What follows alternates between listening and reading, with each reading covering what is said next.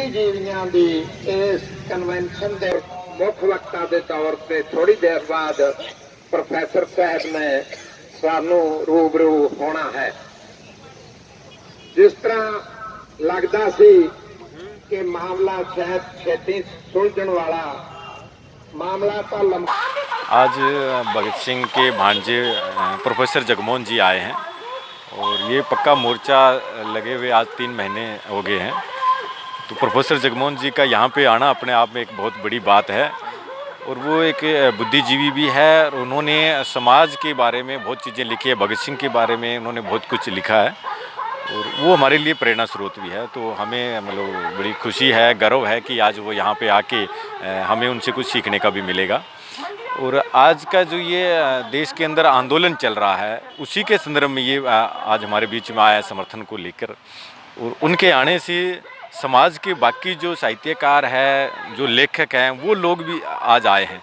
तो इस आंदोलन के अंदर अब सब प्रकार के लोग शामिल हो गए हैं। इसमें लेखक हो गए हैं, साहित्यकार हो गए हैं, चित्रकार हो गए हैं, गायकार हो गए हैं, तमाम तरीके के लोग इस आंदोलन के अंदर शामिल हो गए हैं। तो अब ये आंदोलन एक जन आंदोलन बन गया है क्योंकि हर व्यक्ति को ये समझ आ गया है कि ये जो कानून आ रहे हैं ये तीनों कानून देश विरोधी कानून है।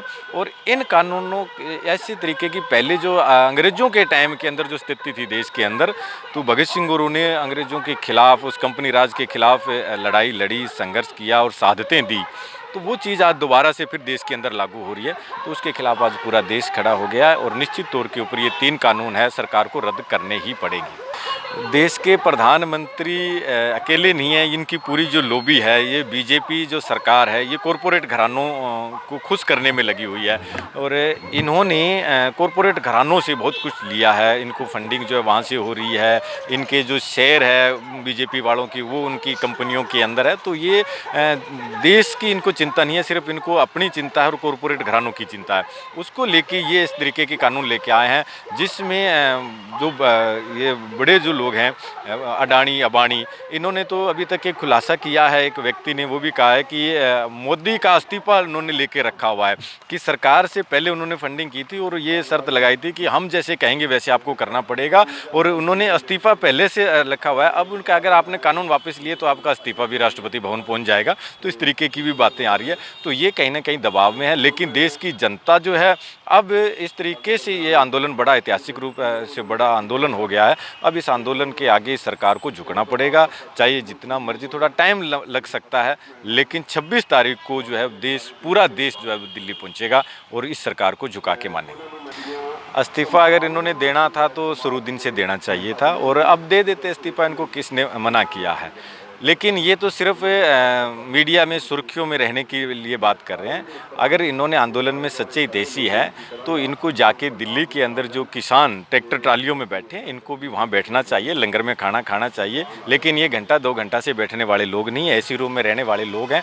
आज पूरा देश जब दिल्ली चल पड़ा है तो ये अपनी ज़मीन बचाने के लिए है, उनकी जो राजनीतिक ज़मीन जो खिसक गई है उसको बचाने के लिए थोड़े बयानबाजी ऐसी कर रहे हैं। लेकिन अच्छी बात है जो आ रहे हैं इस आंदोलन के अंदर। आज जनता ने इनको मजबूर कर दिया है कि घर में बैठे हैं, इनके वर्कर है वो भी इनसे सवाल कर रहे हैं कि सारा देश दिल्ली जा रहा है, तुम लोग यहाँ क्या कर रहे हो। तो ये इनकी मजबूरी बन गया। लेकिन ये अच्छी बात है कि इस देश के बचाने के लिए तमाम तरीके के लोग इस आंदोलन में शामिल हो गए हैं, देश की तमाम जनता इसमें शामिल हो गई है। ये अच्छी बात है, हम इनका स्वागत करते हैं, इस आंदोलन के अंदर आए ये। ਉਹ ਸੰਯੁਕਤ ਮੋਰਚੇ ਵੱਲੋਂ ਸਾਨੂੰ ਜੋ ਵੀ ਉੱਤੋਂ ਨੈਸ਼ਨਲ ਕਾਲ ਆਉਂਦੀ ਉਹਨੂੰ ਫੋਲੋ ਕਰਦੇ ਆ। ਉਹ ਜਿਹੜੀਆਂ 3 ਕਾਲੇ ਕਾਨੂੰਨਾਂ ਦੀਆਂ ਜਿਹੜੀਆਂ ਪਰਤੀਆਂ, ਜਿਹੜੇ ਕਾਲੇ ਕਾਨੂੰਨ ਸਾਡੇ ਤੇ ਥੋਪੇ ਗਏ ਆ, ਉਹਨਾਂ ਦੀਆਂ ਪਰਤੀਆਂ ਜਲਾਉਣ ਵਾਸਤੇ ਅਸੀਂ ਲੋਹੜੀ ਦੀ ਸਾਨੂੰ ਕੋਈ ਖੁਸ਼ੀ ਨਹੀਂ ਹੈਗੀ। ਅਸੀਂ ਲੋਹੜੀ ਵਾਲੇ ਦਿਨ ਉਹ ਜਿਹੜੇ 3 ਕਾਲੇ ਕਾਨੂੰਨ ਹੈ ਉਹਨਾਂ ਦੀਆਂ ਜਿਹੜੀਆਂ ਪਰਤੀਆਂ ਉਹਨਾਂ ਨੂੰ ਉਸ ਲੋਹੜੀ ਵਾਲੀ ਅੱਗ ਦੇ ਵਿੱਚ ਅਸੀਂ ਦਹਨ ਕਰਾਂਗੇ। कल की भी मीटिंग नाकाम रही है तो आने वाली 26 तरीक में एक भारी जनसभा का मतलब ट्रैक्टर मार्च का दिल्ली किया जाएगा, पर सरकार झुकन नहीं तैयार हो रही, की कारण है? देखो जी, साडा काम है लड़ाई लड़ना। ਅਸੀਂ ਜੰਗ ਲੜ ਰਹੇ ਹਾਂ, ਜਨ ਅੰਦੋਲਨ ਬਣ ਚੁੱਕਿਆ ਕਿਸਾਨ ਅੰਦੋਲਨ ਤੋਂ। ਤਾਂ 8 ਤਰੀਕ ਨੂੰ ਮੀਟਿੰਗ ਸੀ, ਉਹਦੇ ਵਿੱਚ ਕੋਈ ਸਿੱਟਾ ਨਹੀਂ ਨਿਕਲਿਆ। ਹੁਣ 15 ਤਰੀਕ ਨੂੰ ਵੀ ਕਹਿ ਰਹੇ ਆ ਵੀ ਸਰਕਾਰ ਇੱਕ ਮੀਟਿੰਗ ਕਰ ਰਹੀ ਹੈ, ਪਰ ਸਾਨੂੰ ਜਿਹੜੇ ਉੱਤੋਂ ਸਾਡੇ ਨੁਮਾਇੰਦੇ ਹੈ, ਸਾਡੇ ਸੰਗਠਨਾਂ ਦੇ ਆਗੂ ਹੈ, ਉਹਨਾਂ ਨੇ ਇਹ ਗੱਲ ਕਹੀ ਹੈ ਵੀ ਲੋਕਾਂ ਨੂੰ ਪਿੰਡਾਂ ਜਾ ਕੇ ਜਾਗਰਤ ਕਰੋ, ਕਿਉਂਕਿ ਸਰਕਾਰ ਜਿਹੜੀ ਹੈ ਉਹ ਆਪਦੀਆਂ ਮਨਮਤੀਆਂ ਗੱਲਾਂ ਕਰ ਰਹੀ ਹੈ। ਤੇ ਮੈਂ ਤੁਹਾਡੇ ਮੀਡੀਆ ਰਾਹੀਂ ਵੀ ਸਾਰੇ ਸਾਥੀਆਂ ਨੂੰ ਇਹ ਗੱਲ ਕਹੂੰਗਾ ਵੀ 26 ਤਰੀਕ ਨੂੰ ਵੱਧ ਤੋਂ ਵੱਧ ਜਿੰਨਾ ਹੋ ਸਕੇ ਵੱਧ ਤੋਂ ਵੱਧ ਦਿੱਲੀ ਪਹੁੰਚੋ ਤਾਂ ਕਿ ਅਸੀਂ ਜੰਗ ਜਿੱਤ ਕੇ ਵਾਪਸ ਆਈਏ।